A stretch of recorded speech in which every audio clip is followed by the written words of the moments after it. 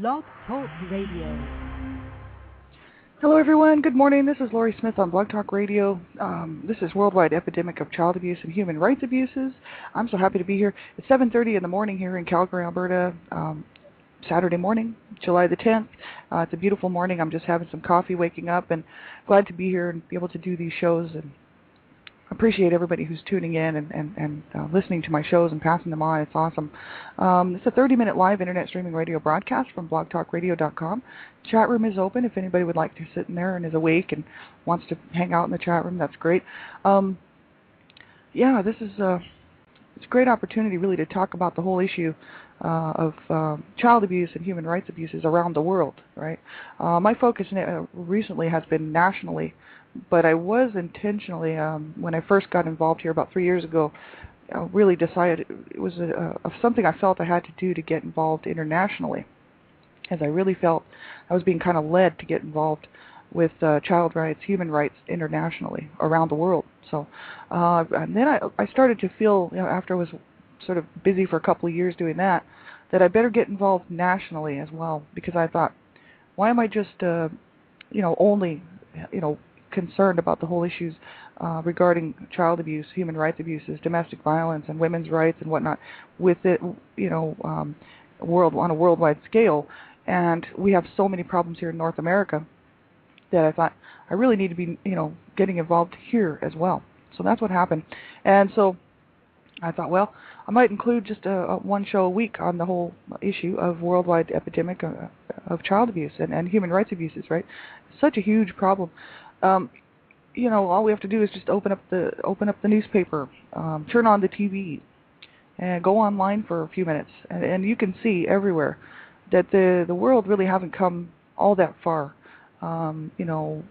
regarding human rights, especially for women's rights and child rights, almost non-existent, in many countries. And so there's laws put in place in a lot of these countries out there that, they say, oh, well, we do have laws that protect women, we do have laws that protect children, but they're not enforced. So it doesn't matter whether the law is there or not. If the law is not upheld, and no one is actually keeping that law upheld, then of course it doesn't really make any difference. Laws are only good if the people are willing to uphold them, and the governments within these countries, and the people who are responsible for keeping these laws upheld, if they're not going to do it, then of course these laws mean absolutely nothing. So that's what we see around the world, right? So that's why I'm glad to be able to do these shows. And I found a really interesting article this morning, and it's from a CTV British Columbia online website. And I was just looking around. I have all kinds of links and ways of getting information, because I set myself up years ago to be able to have tons and tons of information popping into my email box, my inbox, and lots of information in my favorites and whatnot. So, within about 2 seconds, I found this article, and it really bothers me. This is something that's going on all around the world, regarding domestic violence and abuse and child abuse in different countries, right? And it just bothers me that, there's a lot of times no help for these people. And so in this article from CTV News, British Columbia, and that's at www.ctvbc.ctv, as in Victor.ca, you can pull up this article. It's called "Stemming the Tides of Abuse in Zambia." And I wanted to read this. This is really important for people to know what's actually happening out there. I know a lot of times people see these headlines, but when they really read the articles, that's the whole issue. Just taking a look at the title, there's problems, right? Stemming the tides of abuse in Zambia. But the whole issue is, if you don't read the article, you don't realize how extremely, serious it is, and just what a problem it is. And it's just a worldwide problem, this whole thing. We really need to try to work within our own countries. That's why I wanted to, get involved locally, nationally here in North America. But we really need to help these people too. We have to protect the rights of women, the rights of children, and all human rights, really. So this article was written by Darcy Wintonyk, Wintonyk, from CTV BC, so it's British Columbia, CTVBC.ca, and this was posted by Darcy Wintonyk whoever this person is here, Friday, July the 2nd, 2010. So you can. I'm going to just read through there because this is something that's happening not just in Africa. This is happening in most Asian countries, you know, actually almost all of Asia, I would say, and you know, even parts of like South America are very much like this. And hey, even in North America, we got the same problems, except for we have a lot more of the laws being upheld.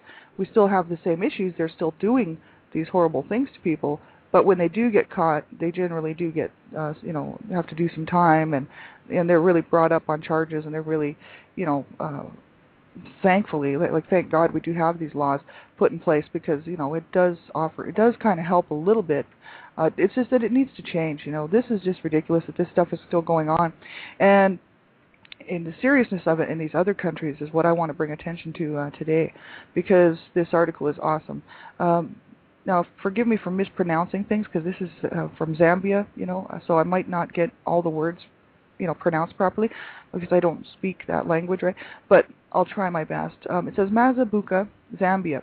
Linda Macon was only 10 when her 52-year-old uncle began raping her.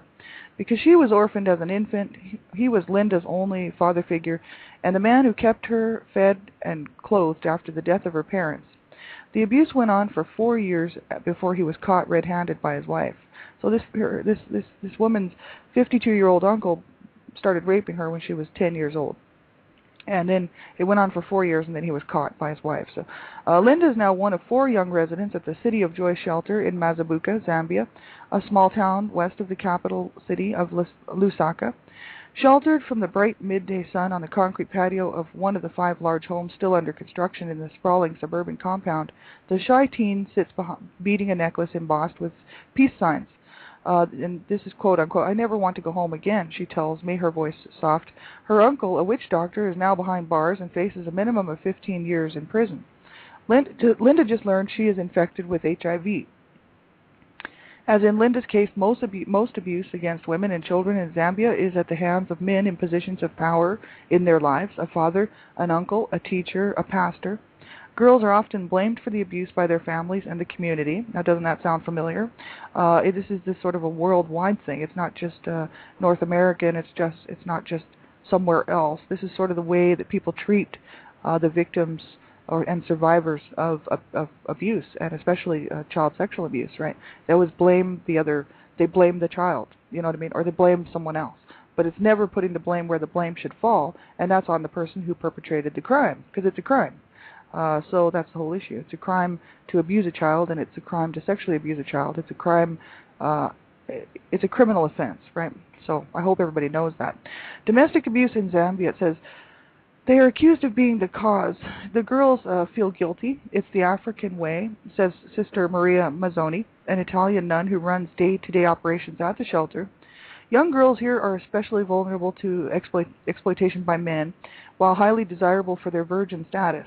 They have few skills to negotiate or control their job or school prospects, sexual experiences, pregnancies, or even whether they contract HIV or AIDS, or who they marry. In Zambia, it is still common practice for witch doctors to prescribe sleeping with a virgin for a cure for HIV and AIDS. Because most women start having sex at age 14, this means the men pounce on children, some as young as 4 or 5, says Pamela Hamasaka of World Vision, Zambia. Tradition holds strong. It says the role of tradition is powerful here. Divorce still makes headlines in national newspapers, as do women who refuse sex to their husbands. Sexual abuse and spousal rape is especially rampant. Campaigners believe more than half of Zambian women have suffered domestic abuse, both sexual and physical. But while the country espouses strong conservative family values on the surface, there are few channels to openly discuss sex. So in rural areas, the problem is compounded. And polygamy is common, and infidelity, most commonly in the form of unprotected sex with multiple women, is seen as the right of any married man. And it says, on the contrary, the punishment for women found cheating on their partners or even suspected of it is high. Last month in Mazabuka, a man who suspected his wife of cheating stuck a piece of burning wood into her vagina. Another woman's private parts were slashed with a machete by a jealous partner. acid attacks, where a man douses his partner with nitric, hydraulic, or sulfuric acid, dissolving the woman's skin, are on the rise. And this happens all over Asia. We see this kind of stuff. All you have to do is look around for about 10 minutes, and you will find article after article of people who are doing this kind of stuff to their wives or to women in their family. Women's rights are extremely, jeopardized, around the world, right? And see, they never really were. That's the whole problem. And even in North America, do we really have rights? I mean, sure, on the surface it looks good, but then we know the equality is still not there. But the other thing is that, these women are fighting for their lives, you know what I mean? Like, they can be killed and nobody really cares. They just bury them and off they go to get another one to do the same exact thing if they don't like them or they just want to get rid of them.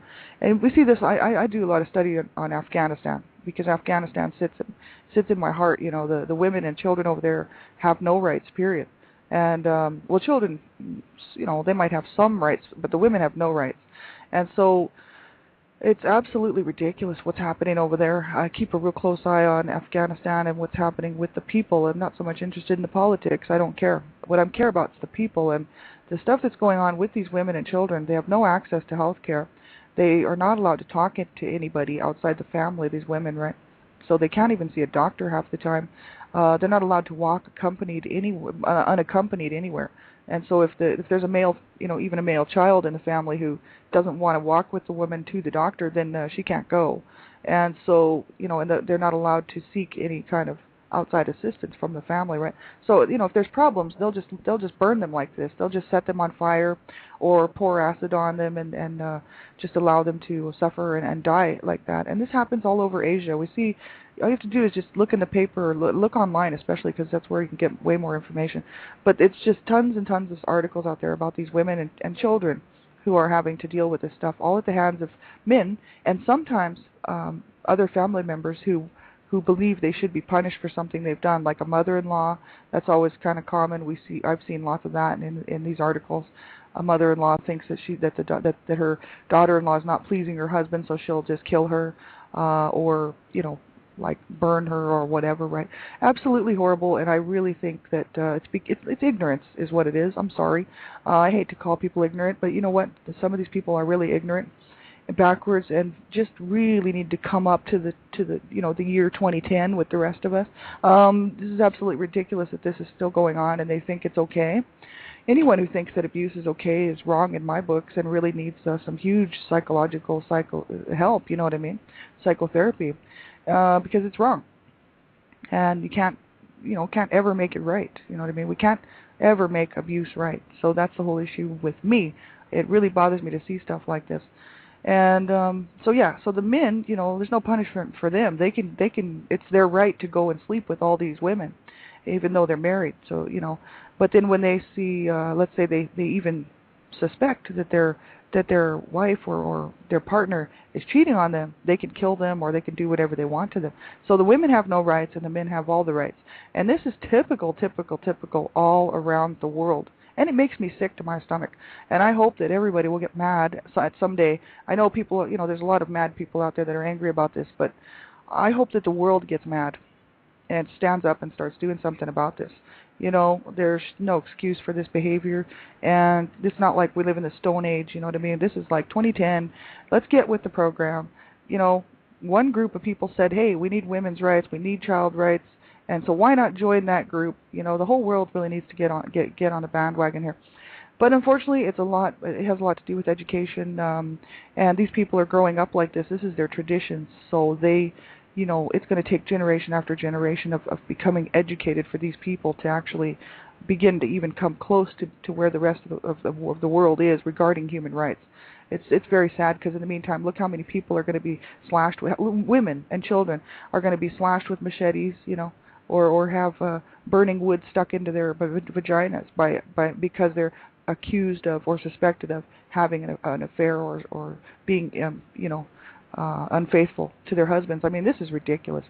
It says, Elizabeth Mwanza, a clinical officer at the Mazabuka Hospital, tells me that most wife battery cases she encounters are young wives who are not submitting to their husband's household and sexual demands.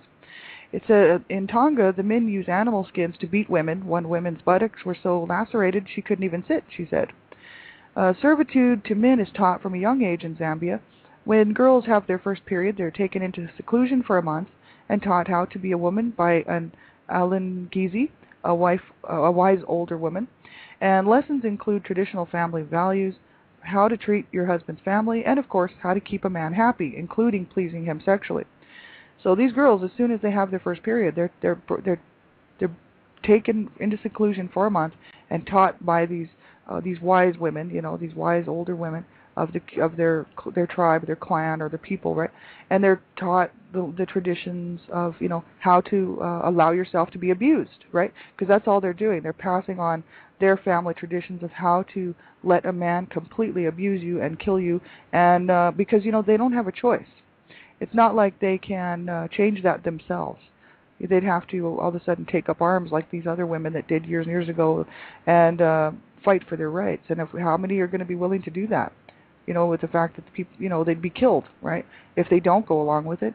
And so, and besides, there's something about traditions. People do take a lot of pride in their traditions and whatnot. So even though they might not agree with some of it, they probably go along with most of it just because they think, well, this is what our people do. This is what we do. So, this would never fly in North America. We know that. But, over there, it still is happening. This is very much still the way it is. It says when it comes to tradition, these women are still in the Stone Age. Pamela Hamasaka tells me. They give the girls beads to wear around their waist for their husband's pleasure. They are like his toys. So, they're saying, this Pamela Hamasaka says, that they're still basically in the Stone Age when it comes to their traditions, and that's true in a lot of places around the world, not just Africa. This is Asia. Asia's very much behind the times, and hey, everyone is beautiful people to me. I love their traditions, but the whole issue is when it comes down to hurting people, then no. You know what I mean? I'm talking like traditions are awesome for people to have. I think that's great, and to be happy and kind of, I don't know about proud, but just like, being okay with who you are, where you come from, and your people, I think that's great.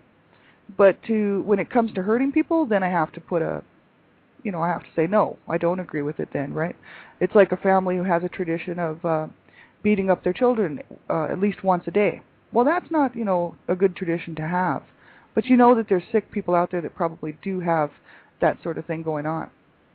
And they just pass it on to their own children, and then it just keeps going and going and going. So some traditions are good, some traditions are not. That's what I think. But I still don't think everybody should just have to do away with every single tradition. I mean, that's just stupid. But when it comes to abuse, yes, I do. I believe it needs to be stopped. And it says here, Hamasaka says only the extreme cases of abuse are ever prosecuted. Most are settled for a nominal fee. A man will pay a poor family $250 for raping their younger daughter. Or the young daughter. It's hush money and it's shameful. That's what that lady said, Pamela Hamasaka. But without formal court proceedings, it's rare that young victims will ever receive the support and counseling services they need to move on with their lives. We don't look at the psychological damage to the child, said Hamasaka, shaking her head. Just give them money and forget about it. We expect the child will be okay. They suffer in silence. So that's what she had to say about that. And that's the truth, right? Then they go on to talk about wife battery here. A recent study on gender-based violence from the World Health Organization, the WHO, found that more than half of married women in Zambia are abused by their husbands. More than half think it's justified in certain cases, like infidelity, disrespecting the husband, or as a form of chastisement. The violence often takes the form of rape, beating, stabbing, burning, death threats, and, at the very extreme, murder. The idea that men hold the power in the African family continues to contribute to high levels of domestic violence. For women, marriage is often referred to as a Shipikisha club, which means the enduring club, and emphasizes that partners should suffer in silence any violence or ill treatment. And that's sad, you know what I mean? But these people, if they don't know any better, then that's all they're going to know. And that's unfortunate. But if abuse is widespread, the report of it is not. Women who come forward to authorities are frequently met with shame, reprisals from family and friends, and additional abuse. Even talking about marital problems is grounds for divorce here. See, they don't have a whole lot of, unless they're just willing to die to stand up for themselves, then they're pretty much going to be stuck like this for forever, right? And that's unfortunate, because how can you change a group of people who have been so ignorant and so backward for so long? That how are you going to change those ideas of those men and those lawmakers who hold all the power and the control, which they do, you know? And you know, you just can't kill all the men, you know what I mean? But I know some people would think, why can't we, you know? But the whole issue is that's just as wrong as the men killing all the women. It doesn't make any sense. Murder is wrong, you can't make it right. Neither is abuse. Abuse is wrong, can't make it right. It's like, oh, well, he abused me, so I'm going to abuse him. That doesn't make it right. Abuse is never right. So you can't contradict the whole thing and say, well, we should just round them up and kill them all. No. The whole issue is how do we get them to change their minds?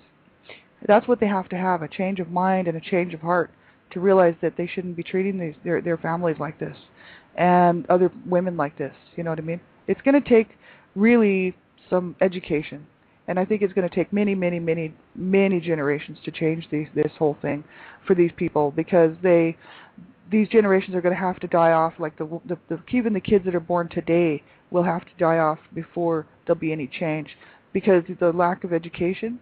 You know, even the kids that are born today will not be able to get an education that they need to see how the rest of the world lives, and why we shouldn't be doing these things to each other, and, you know, how we should be treating each other, and, you know, caring for our families instead of just killing them off because they're not doing what we want or whatever. So that's the whole issue. It's very, very hard, and it's unfortunate, you know, that we can't just get everybody up to speed, up to 2010, but it's a matter of how these people were raised, and so everyone who's in power in those countries now will have to die off, pretty much, before we'll see any change of heart, because they're not going to change their minds. They were brought up to believe a certain way, and that's what they believe. You know, these men who hold the power and who abuse their families and their wives, you know, they're not going to necessarily change their mind just because somebody comes along and says, hey, you shouldn't be doing that to your wife, or, you know, you shouldn't slash your wife's vagina.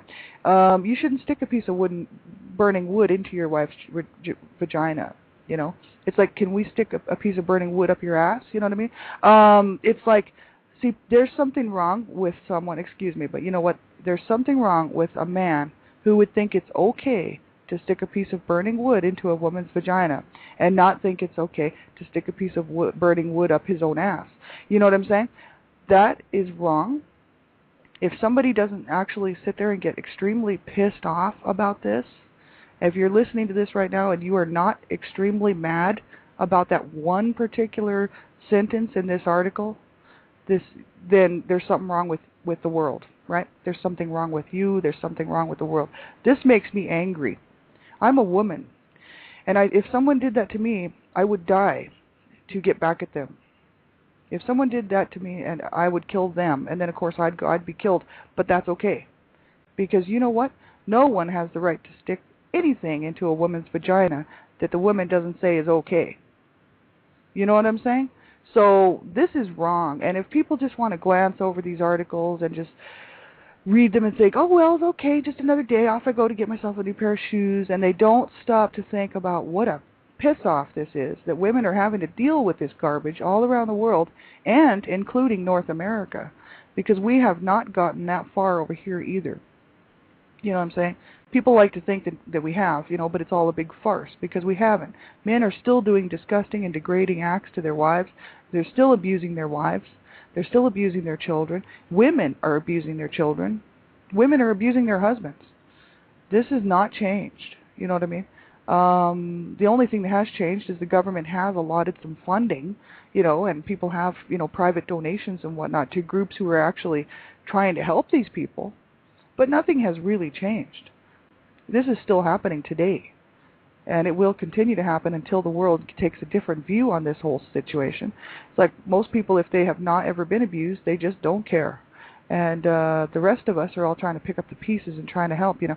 And so that's the whole issue, right? I mean, this has got to change. And so that's why I'm just glad to be able to add my voice to this mess, because this makes me mad. You know, I don't sit here and just look at these articles and think, oh, yeah, that's great, now I'm going to go have some toast, and who cares about that woman, you know, who had piece of burning wood stuck up her vagina. That makes me sick to my stomach. And if it doesn't make you sick to your stomach, then there's something wrong with you. You know what I'm saying? As a society, if this does not make our society and the world angry, then we're sick, all of us. This is extremely wrong. It needs to stop. And I hope everybody will get mad and do something, anything, But don't just sit there in silence and just say, oh, well, not my problem, you know what I mean? Because if somebody stuck a piece of wood, burning wood up your vagina, you would certainly be upset about it. You know what I mean? And you would hope that someone would come to your aid. But most of the time, these women don't have that. They don't have anybody coming to their aid. They don't have anyone coming along to say, oh, my God, we got to get you some hospital treatment. We got to get you some help. No one's reaching out to them. And that's the problem with these issues of women's rights and women's health and child rights, children's health issues around the world, is most of the time in these other countries, there is no support for these people. There is no help for them. And over in North America, at least we have groups who are willing to get involved and help these people. But over in these other countries, they don't have anybody. And so they'll suffer they'll suffer and die, more than likely. And that's a shame. They were not put on the planet to be abused. I'm sorry. I hope everybody will, get involved, whatever way you can. I'm the Canada Regional Director for Dreamcatchers for Abused Children, and so I'm happy to be. It's a volunteer position, but I love it. And if support groups like that, or get involved in your own communities. Really, that's very important. And then also get yourself some education regarding what is going on around the world, and then back up some of these groups who are actually doing some good work, with your voice too, because women, we need all of these voices. We all need to speak out against this. This is so wrong. You know what I mean? It's not something that we should even allow to continue one more generation. But the thing is, it is going to take a while. But what I do is I support groups who educate and try to get education into these countries for women who want education. So I support groups like the Canadian International Learning Foundation out of Canada, Ottawa, Canada. That's an awesome not-for-profit organization. The CILF, the Canadian International Learning Foundation, they are working in Afghanistan and Uganda to try to help people, just mainly women and children, get an education, but some men too, because there's some men that want to help educate their people. So it's mainly to help those who want an education and who want to make changes in their country and see these changes, right? So I really enjoy volunteering for groups like that who are actually making a difference. They're very proactive in these countries who need help. But they need education. They don't need bowls of food. They need education on how to help themselves. And bowls of food is good for today, but it's not going to help them tomorrow, and unless there's another bowl of food. Right, but what they need is education, and they need the tools and the skills to be able to run their own countries, and they need to change their minds about how they're going to do it, and they need to change their minds about how they're going to treat their people. We see massacres in Africa, whole massacres of hundreds of thousands of people. It just makes me sick. You know what I mean? That these people think it's okay to be able to do that. That's just ignorance. Lack of education and ignorance. So how are we going to change this? Well, we're going to have to educate the people. Education is everything. Education is key. So, yeah, support groups who are over there trying to help get these people some education and get them some help, because their own people will eventually stand up and say, no, we're not taking this anymore. But they need something to go on. They need help. They need backing, right? So it is going to take a while. Well, we got about a minute left. Thanks very much for tuning in. And this article is great. I hope everybody will go and check this out. It's quite a lengthy article, and lots and lots of good information. And so, yeah, we'll hopefully see you again next week. I'll be on tomorrow, too, with Mount Bethel Christian Worship and Fellowship, just Bible reading, Bible study. And then I'll be on, Monday morning, one child abuse survivor to another, and 6 o'clock a.m. And also then Monday night, Dreamcatchers Talk Radio. And Monday I have Kate Swift. I have an interview with Kate Swift, just a nice candid chat with her about her new book, her newly published book called This Tangled Web. And Kate Swift is an author. She's an artist. She's a survivor of child abuse, and she has done some amazing work. I hope you will check out her website at www.thistangledweb.co.uk. And then tune in Monday at 2 o'clock p.m. Mountain Standard Time here on my show to hear from Kate Swift. We're gonna just chat and take a look at her new book. And she's an amazing advocate an amazing person who's helping so many people, so many survivors of child abuse. So I really hope you will tune in for that. And that's Monday, the 12th. Yes, July the 12th.